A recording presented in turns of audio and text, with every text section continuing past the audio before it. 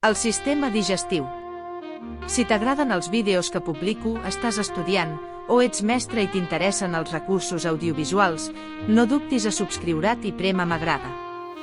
Gràcies.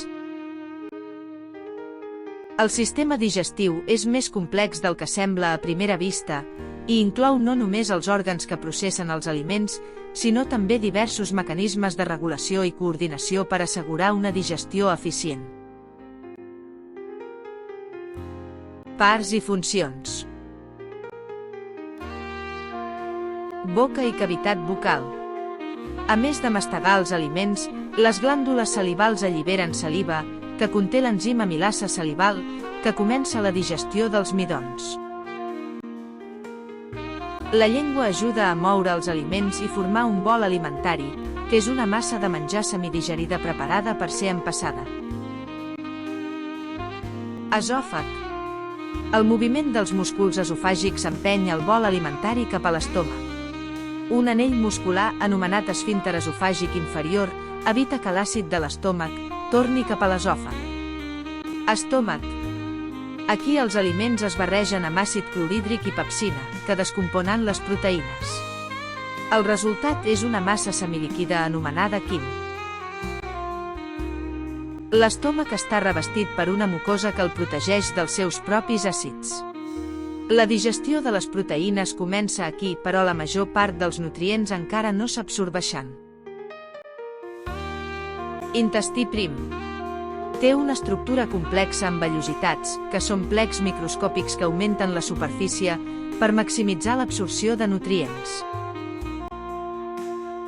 El duodè, la primera part de l'intestí prim, rep el quim de l'estómac i es barreja amb enzims del pàncreas, com la tripsina per a les proteïnes i la lipasa per als greixos i la bilis del fetge.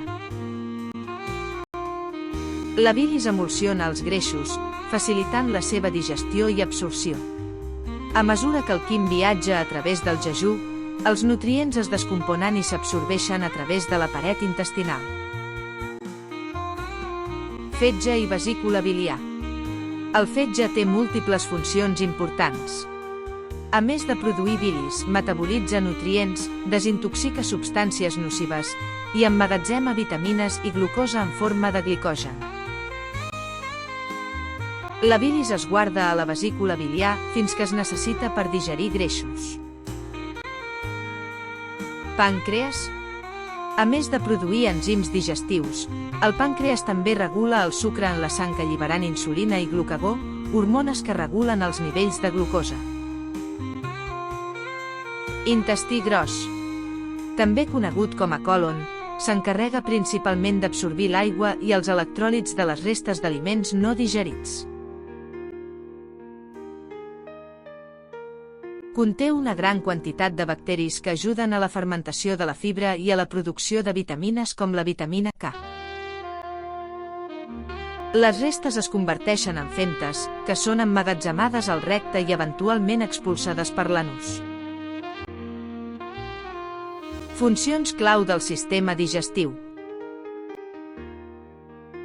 Digestió mecànica i química.